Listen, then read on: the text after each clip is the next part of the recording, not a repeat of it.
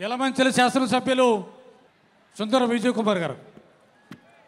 పెద్దలు అన్నయ్య పవన్ కళ్యాణ్ గారికి, వేదిక అలంకరించిన పెద్దలందరికీ నమస్కారాలు తెలియజేసుకుంటూ, నా పేరు సుందరపు విజయ్ కుమార్. నేను ఎమ్మెల్యే యలమంచిలి, కానీ పిఠాపురం ఎమ్మెల్యే గారి తాలూకా.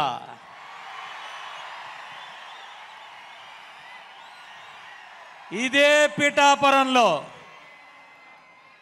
3rd ఫారం చదువుకున్న పిఠాపురం రాజా పాఠశాలలో ఒక విద్యార్థి, నరసాపురం, భీమవరం, విశాఖపట్నంలో చదువుకున్న ఒక విద్యార్థి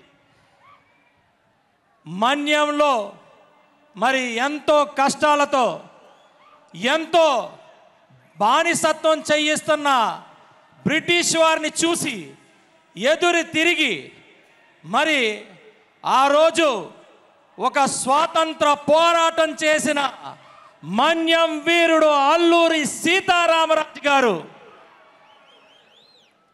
ఆ అల్లూరి సీతారామరాజు పట్టుకొని కాల్చేటప్పుడు ఆయన గుండెలు చూపించి ఒకే ఒక మాట అన్నాడు, నా రక్తం చిందించిన ప్రతి బొట్టులోంచి ఒక అల్లూరి సీతారామరాజు పుడతాడు అని. 1924 మే 7వ తారీఖున ఆదివాసీలకు ఉన్న ఆశాదీపం అల్లూరి సీతారామరాజు గారు అస్తమిస్తే 100 సంవత్సరాలకి మళ్ళా అదే ఆదివాసీలు అందరూ కలిసి 2024న పవన్ కళ్యాణ్ గారిని మళ్ళా గెలిపించుకొని అదే ఆదివాసీలకి సేవ చేసుకునే భాగ్యం, ఆదివాసీల కోసం నిలబడే ధైర్యం కల్పించారు. జగన్ రెడ్డి, ఇంకా అర్థం కాలేదా జనసేన పార్టీ అంటే ఏంటో, ఎందుకు పుట్టిందో?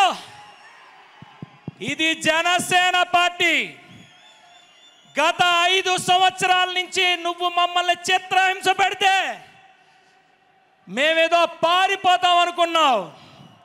మా చర్మం ఒలిస్తే మాకు ప్రాణం గుర్తురాదు, దేశం గుర్తొస్తుంది. ఎందుకంటే దేశం కోసం చనిపోవాలనుకుంటే ఊరిని ముద్దు పెట్టుకునే భగత్ సింగ్ గారు మాకు ఆదర్శం, మా నాయకుడికి మాకు ఆదర్శం. ఇది రాజకీయ పార్టీయే, కానీ ఆ మూలాలు ఎక్కడున్నాయో గుర్తు పెట్టుకొని ప్రవర్తిస్తే బాగుంటుంది.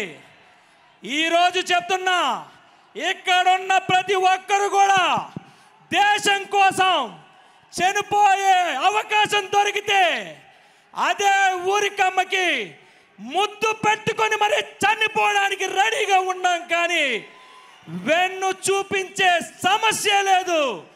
అదే జనసేన పార్టీ. మరి అన్నగారికి నాకు ఇచ్చిన అవకాశాన్ని రాజకీయంగా ఎక్కడైనా ఏదైనా పొరపాట్లు జరిగినా మీరిచ్చిన స్ఫూర్తి మాత్రం ఎక్కడ కూడా చెక్కు చెదరకుండా మీ ఆదేశాల కోసం ఎప్పుడూ ఉండే మీ తమ్ముడు సుందరపు విజయ్ కుమార్. జై హింద్, జై జనసేన.